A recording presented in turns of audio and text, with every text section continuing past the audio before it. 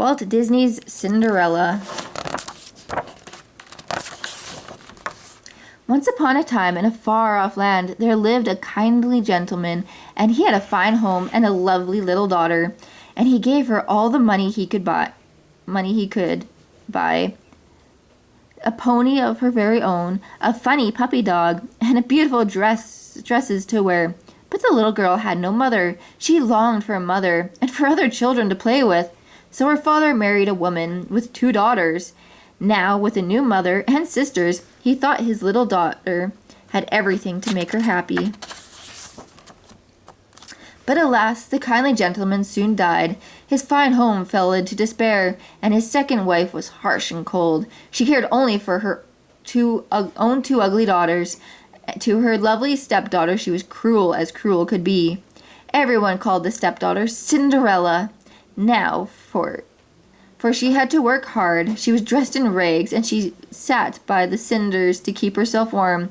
Her horse grew old, locked up in the barn, and her dog was not allowed in the house.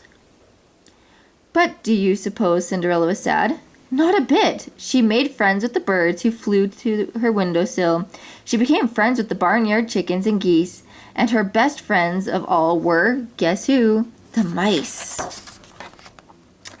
The musty old house was full of mice. Their homes were in the attic, where Cinderella lived. She made little clothes for them and gave them all names, and they thought Cinderella was the sweetest, most beautiful girl in the world.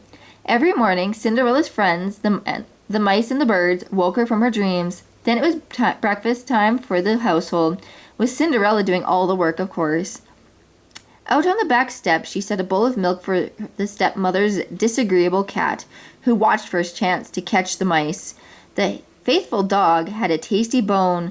There was grain for the chickens and ducks and geese, and Cinderella gave some grain to the mice.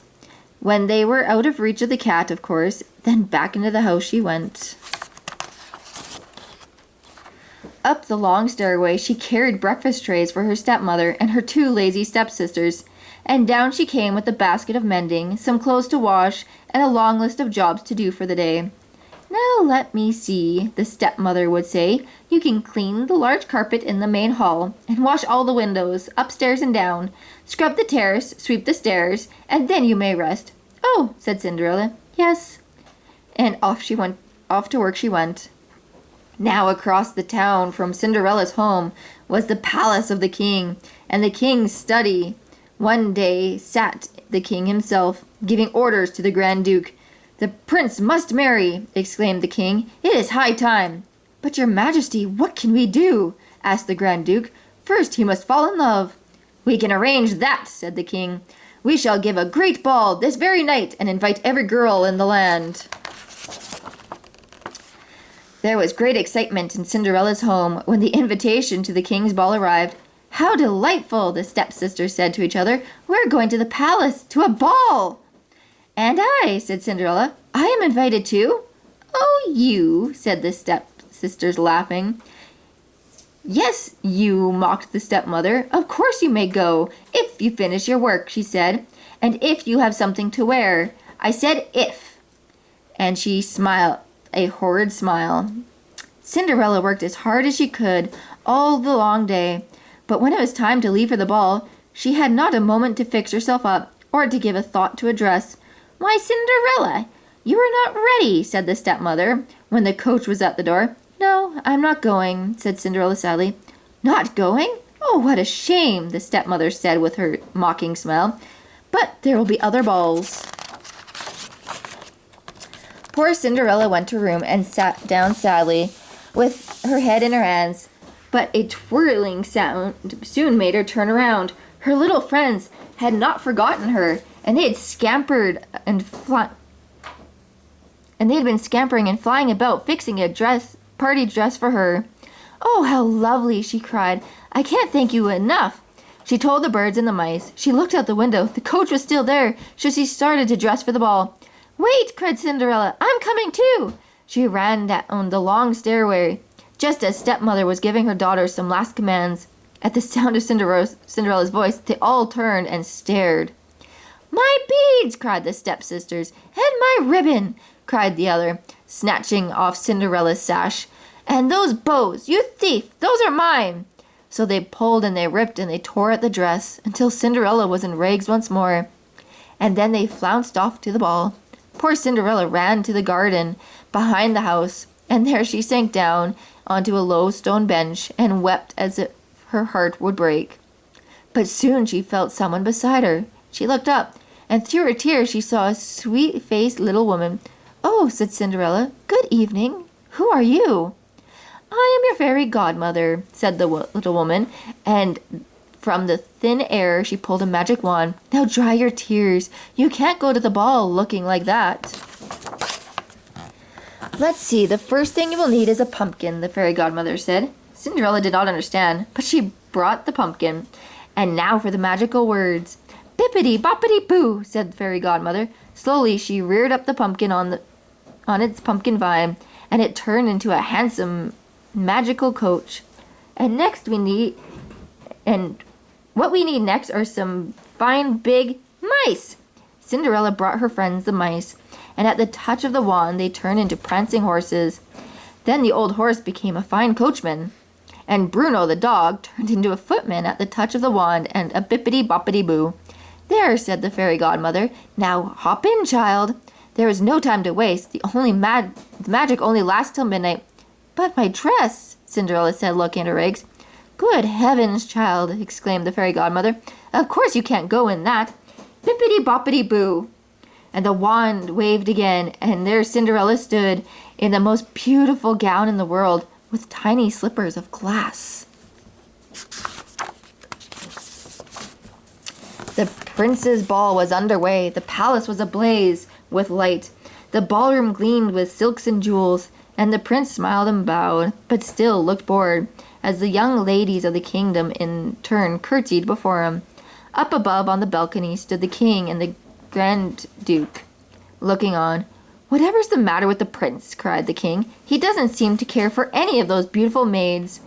"I feared as much," said the Grand Duke with a sigh. "The prince is not one to fall in love at first sight." But at that very moment he did, for just then Cinderella appeared at the doorway of the ballroom. The prince caught sight of her through the crowd, and like one in a dream, he walked to her side and offered his arm. Quickly the king beckoned to the musicians, and they struck up a dreamy waltz. The prince and Cinderella swirled across the dance floor, and the king, chuckling over the success of his plan to find the bride for his prince, went happily off to bed. All evening the prince was at Cinderella's side. They danced every dance. They ate supper together, and Cinderella had such a wonderful time that she quite forgot the fairy godmother's warning until the clock in the palace tower began to strike midnight. Bong! Bong! "Oh!" cried Cinderella. The magic was about to end. Without a word, she ran from the ballroom, down the long palace hall, and out the door. One of her little glass slippers flew off, but she could not stop. She leapt onto her coach, and they raced for home.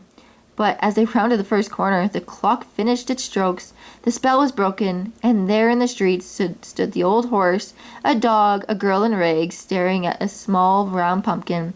Some mice chattering about them. "Glass slipper!" the mice cried. "Glass slipper!" And Cinderella looked down. Sure enough, there was a glass slipper on the pavement. "Oh, thank you, godmother," she said. The next morning, there was great excitement in the palace. The king was furious when he found out that the Grand Duke had let the beautiful girl slip away.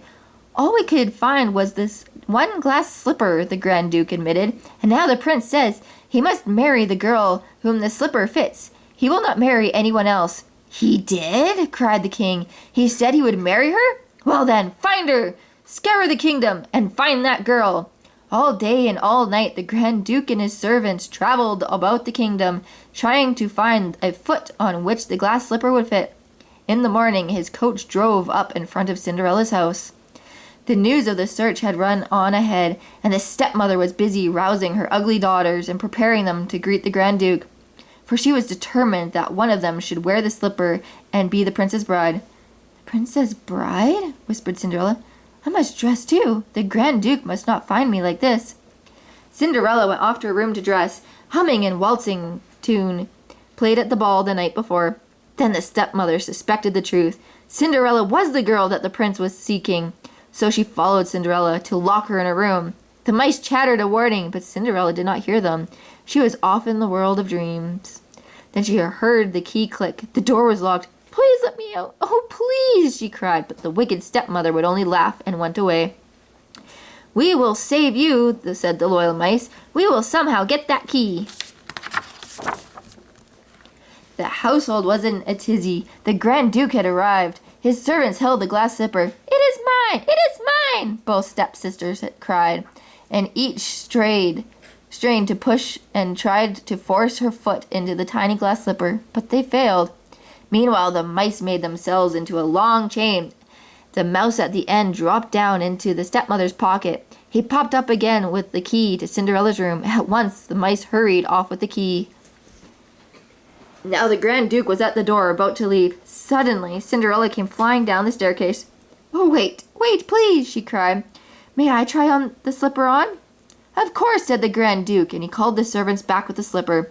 But the wicked stepmother tripped the boy, and the slipper fell, and crash! It splintered into 1,000 pieces. Oh my," said the Grand Duke. What can I ever tell the king?" "Never mind," said Cinderella. "I have the other one here."